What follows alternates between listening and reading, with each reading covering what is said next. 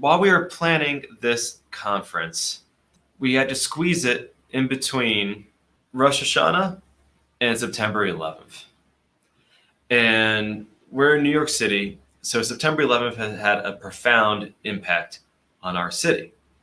And we were trying to think of the best way to discuss this because many of you were living here at the time.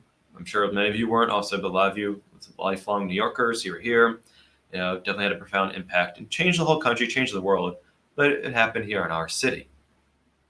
So I'm going to bring up to the stage for a special message from Major Dusty Turner, who has spoken at the conference before and used to teach at West Point, just up the river from where we are. So please welcome Dusty. Thanks, Jared. I appreciate it. And thank you for this opportunity. As Jared mentioned, my name is Major Dusty Turner, and I'm a former engineer officer, and I'm currently an operations research systems analyst for the United States Army.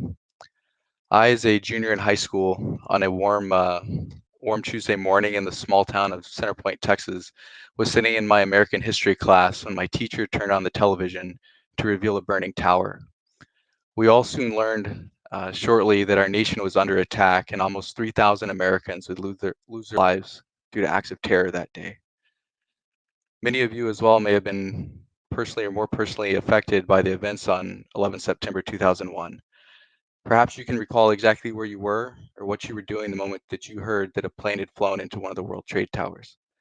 Some of you may have been too young to remember, perhaps not even born yet, but regardless, the tragic events on that day changed our lives here in the United States and around the globe in countless ways.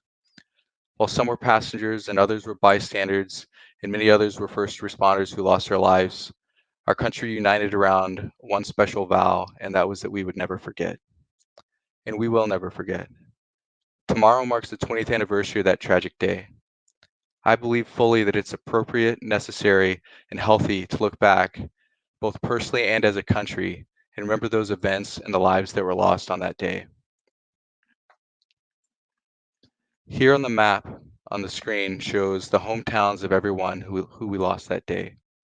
This shows the great impact in New York and DC and how it really affected everyone across the country. Let us take a moment to stop, reflect, and never forget those who lost their lives on September 11th, 2001. The names you are about to see are among the 2,983 individuals that lost their lives.